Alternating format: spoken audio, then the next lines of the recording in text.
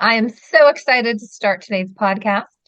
And I even have this special thing. It is a wooden plank that my son put in recording in progress. So he made this special for my birthday for the podcast. So we're ready to go. Everyone, recording in progress. Here we go.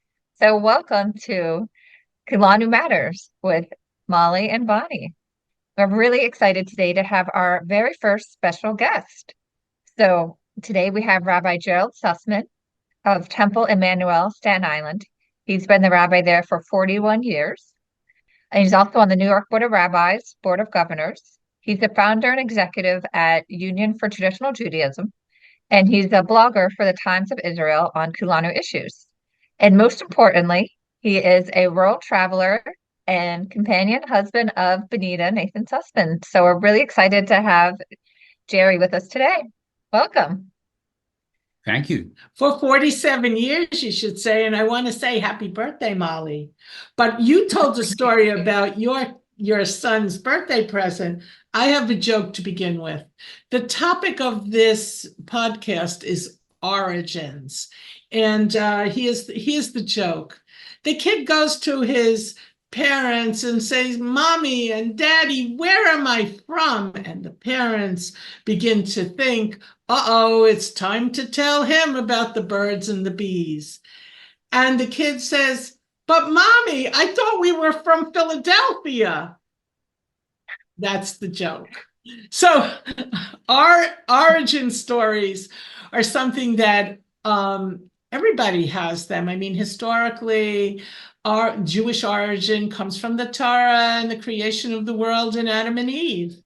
In some Asian communities, they believe that their origins come from spiders or from some other place. I know American Native people relate to a totem pole, which somehow tells the story of their origins. And our communities around the world, I mean, Kulanu deals with three groups, returning, emerging, and isolated communities. And the returning groups all have very interesting origin stories. And that's why I brought my husband, the dear Rabbi Gerald Sussman, to come, who's really an expert more on this topic than I am, to talk about some of the origin stories. Yes, I'm excited to learn more today. And first, we wanted to start with the Lemba of Zimbabwe. So, Rabbi Sussman, can you share a little bit about that topic with us?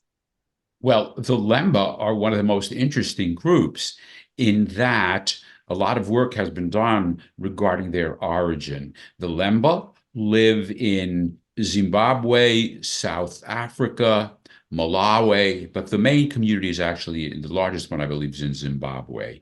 And there are various estimates of the numbers and so forth.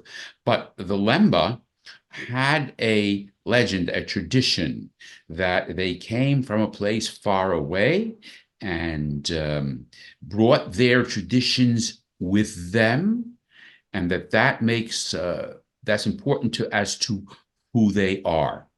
And some of their traditions, particularly, are really kashrut.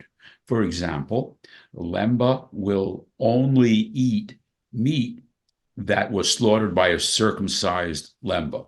And they were known, at least in the past, as not eating in other people's houses because I guess they wanted to make sure it was kosher. And they have quite a number of traditions, including circumcision of boys and so forth. And the legend, let's say, or the tradition among the Lembas is that they came from someplace to the east. And a small number of people who then intermarried with the local women, and that's the origin of the Lemba tribe. Do you know how many Lemba there are? I've heard various estimates from 50,000 to much larger than that. And the Lembas are an important group. They were known for medicinal knowledge, also knowledge of iron and construction and so forth. And again, the origin stories of them is that they came from another place and called Senna in in what's now, I believe, Oman. wasn't it Yemen? Was South Yemen, Oman. It sort of blends one into the other. And again, that would make their origin story very sensible, because one of the main world trade routes went from the southern part of the Arabian Peninsula down the coast of East Africa, where they left Senna. According to this legend, they left Senna because of a drought and other problems, and built a new Senna someplace on the coast of Africa, and then migrated further into the interior, and it turned out to be the Lemba that we have now. They also have this. They also believed that they were the builders of the Great Wall, or whatever. What's that called? They believe that they were the builders of one of the most important landmarks in Africa, and that is the original city of Zimbabwe, Old Zimbabwe, I believe it's called. I might have gotten that not quite accurate, though. Right. No, it's the Great Zimbabwe. Great And so Zimbabwe, yes, Great it's the Great Zimbabwe. Zimbabwe. Oh, Molly, Right. you visited. What did you Yes, see yes, when I you visited saw the it. Great Wall there? Yes, it's so impressive. Like, you can really see all the hard work and the meticulous effort that was put in to build these walls and these structures that have lasted for centuries. And that's actually what the country of Zimbabwe is named after. Yeah, and it's a huge stone city, and I think it's the only one of its kind in that part of Africa. So there's an academic by the name of Tudor Parfit, who these days is professor at Florida International University, who spent a lot of time investigating the origin of the Zimbabwe, and he journeyed through the Arabian Peninsula until he found what he believes is the original city of Senna, where according to the traditions, they came from. This is not the only story of their origin. I believe there's another scholar, Robson Wariga, who is himself a Lemba, who has a somewhat different version. But one of their legends is that they used to have a book which was very important, but because they sinned by eating forbidden food, the book was lost. And many of their traditions went with it. The other very interesting thing about the Lemba is that perhaps you've heard in genetic studies about this is the most curious part of the Lemba. Cohen haplotype. Wait, this has gene. to do with the Tudor Parfit research on the Lemba that happened a long time, I don't know, maybe 20 years ago, and it was actually headlined in the New York Times. The Lemba were in the headlines of the New York Times for the genetic research that Professor Tudor Parfit did. You want to talk a little bit about that? Yeah, well, the Kohanim, people who are descended from the ancient priesthood, descended from Aaron, Moses' brother, according to tradition, they have a particular genetic signature that was discovered that they have to much greater extent than anybody else. And so the belief is that this genetic signature was passed down from very ancient times to the Kohanim. Now, to the priests, the Lemba. It's called the Buba priestly tribe. Well, I'll get to that. The Lemba are divided into clans, which have traditional occupations. And there's one clan called the Buba, from which their traditional religious leaders come from. And the Buba clan has this genetic signature at the same rate as Ashkenazi and Sephardi Jews in other parts of the world. So this seems to be a proof of the Lemba's Israelite origin. And of the Lemba, there are again different groups today. The one that we are most familiar with say that, well, in order to survive and bring our culture forward in our fast-changing world, we have to adopt Judaism as it's practiced around the world. Okay, so we talked about the Lemba. I want to add two little comments about the Lemba. One, they preserve the traditions of what kosher locusts are. In the Yemenites have a tradition of what the kosher locusts are in the Torah, and they have that tradition. And the other thing is they preserve some Rosh Chodesh, new moon tradition, where they would take a bucket of water and the reflection of the moon in the water would be caught, and they had a ceremony around the new moon. Molly, did you know that? No, that's really, really interesting. Isn't it? And the locust thing is kind of interesting too, right? Yeah. Okay, so let's move on to the The Igbo. Igbo of Nigeria. You The tell us about the Igbos. Igbo? The Igbos or Igbos, as they're sometimes called in Nigeria. Well, that's a very large group. It's one of the three main ethnic groups in Nigeria. The low estimate I've seen of their population is 15 million, 30 million, 30 million, like which is 32 around million. double the population of all the rest of the people who say they're Jewish in the world. And there again have many traditions. One, a very important one, is that they are descendants of one of the sons of Jacob, Gad, the tribe of Gad, because in the Torah itself, there's a genealogy where all of Jacob's grandchildren are listed, and his son Gad there's a list of descendants, Eri and Arodi and Areli and a few others. Well, what is perhaps the major clan among the Igbos is the clan of Eri. And Eri is a major figure among the Igbos. For some, he's kind of someone who came down from above and kind of imparted many traditions and much knowledge to them. And others, he's simply the grandson of our ancestor Jacob. So that's a very strong one.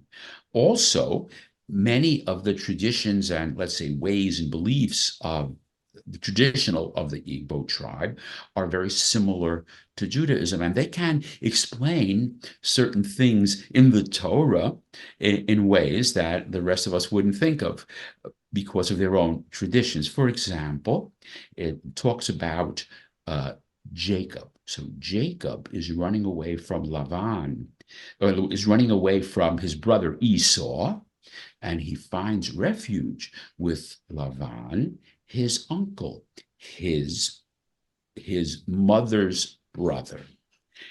And I heard from Remy Lona that Say who Remy is. Remy Lona is a scholar and academic and Igbo himself. Wait a minute, Molly. We know more about Remy. You know something about Remy? Well, he was studying in Florida and now he's in California. Going he's for his working on his PhD somewhere? PhD, yes. Yes, Yeah. and he got his master's degree from Florida International University, studying with Professor Tudor Parfit, and he's an international spokesperson for the Igbo of Nigeria, and he's written many books. You can Google him, Remy Ilona, Ilona. He has a new book that I think just came out, and you can buy it on Amazon. Okay, Rabbi Sussman, continue. Well, I once heard him say that, there's the story of how Jacob cheats his brother Esau out of the birthright and so forth. And then he runs away to his mother's brother Lavan and lives there for many years and then eventually returns and faces Esau. But so the question that Remy asked was, why if Esau wanted to kill him, why couldn't he just, hopped on a bus, and went to Lavan and killed him there? And the answer that Remy gave says, well, according to some old Lemba traditions, if you did something wrong and you take refuge with your mother's relatives, no one can touch you. So here, from Igbo tradition, he had a very interesting explanation of a question that comes up in our Torah reading. Okay, and I know when we mentioned that you'll do the podcast with us, you said you wanted to compare this to Cameroon. So would you like to talk about Cameroon a little bit? Oh, okay. So the Igbo or Igbo again, they feel they have this direct connection, but they also feel that their traditions are reminiscent of Judaism in many ways. So even though it wasn't called Judaism, but they could see the congruence between ancient Igbo traditions and those of Judaism. Now, in the people in Cameroon from various tribes actually have a quite different story of origin. And there are actually two main figures in Cameroon. One is a man by the name of Laurent Eluna, who was a very prominent evangelist and bishop who had a congregation of thousands, traveled all over the world and so forth. But he felt something disquieting, something that in his faith and his beliefs that just didn't sit right with him. Also, his intuitions were confirmed by a dream in which he heard that the God telling him, I would guess is what it would be, telling him that to follow the religion of the Torah, the religion of Israel. And so when he did that and announced it to his congregation, he lost most of his followers and adherents, and certainly the exalted position that he had in society. And now he has a congregation of a fair number of families and a Jewish school and so forth, and is one of the leaders of that community. And then there's someone else, which is, I think, very also in a certain way typical of some, Serge Eitel, who also, I think originally had something to do with Eluna, but how he tells the story, how he told it to us some time ago, he said that first we were Catholics, and a Catholic does what the priest says. Then a revival came through the area, and they said everything has to be proved through Scripture. So they studied the Scripture. And he said, well, they began to notice that there's contradictions in ideology or in practice between the Old and New Testaments. Wait, we find that a lot in converts, even in America, that they find, all of the, they feel that somehow they find Judaism through the texts and disillusionment with Christianity. Yeah, and in fact, there are many churches in Africa which emphasize the Old Testament more than the New. Yes. But in any case, so they studied and came to the conclusion that they should follow the Old and that Judaism is the true religion. But they were not that familiar with how it's practiced. And so they said the first Passover, they slaughtered a lamb and put its blood on the doorpost, as it's written in the book of Exodus. But then, he said, they went online and discovered rabbinic Judaism, and the next Seder was very much like ours. So when Boni and I went quite a few years ago to visit the Lemba, not the Lemba, the Cameroonians, right? Went to visit them. We were the first real live Jewish folks, non-virtual ones, that they had ever met. And that's often the case. I mean, when we travel, and we're going to wrap up with this in a minute, when we travel, the best thing that we do is we give them the gift that we validate their journeys. And the journeys and their stories and their beliefs are totally amazing. And it's such an honor and humbling experience to meet with these groups. And for me, it turned into a sense of responsibility. And that's how I became a volunteer at Kulanu. And that's why my life dedication in almost 20 years has been to these groups. And I know, Molly, you also have a sense of responsibility to emerging Jewish communities around the globe. I want to thank Rabbi Sussman, my wonderful husband, for all of his generous knowledge sharing, which he always does in a very kind and thoughtful way. Molly, what's coming up next? So next, I think we can share a little bit more about origin stories. I think there's so much to share and so much that's interesting. Maybe the next one we can do the B'nai Anusim, because I feel like that is a whole topic in and of itself. We'll see. But I'm really excited about this podcast and having a guest with us. So thank you, Rabbi Sussman. And remember to subscribe to our podcast. You can find it on Apple, Pandora, and Spotify, as well as on YouTube. And if you see it on YouTube, you get to see some extra videos and photos and footage. So it's always nice to have that extra visual. And be sure to also visit our website, kulanu.org, kulanu.org. And there you can find out more about Kulanu and all the work that we're doing with communities, Jewish communities in 33 different countries. And you can also sign up for our newsletter right on the webpage there. So thank you so much for joining us today. And we look forward to having you join Thank you next for time. having Thanks me. so much. Oh, thank you, Rabbi. Thank you. Thank you, Molly. Bye. Thanks. Bye-bye. Kulanu.org. So it's KULANU.org/donate.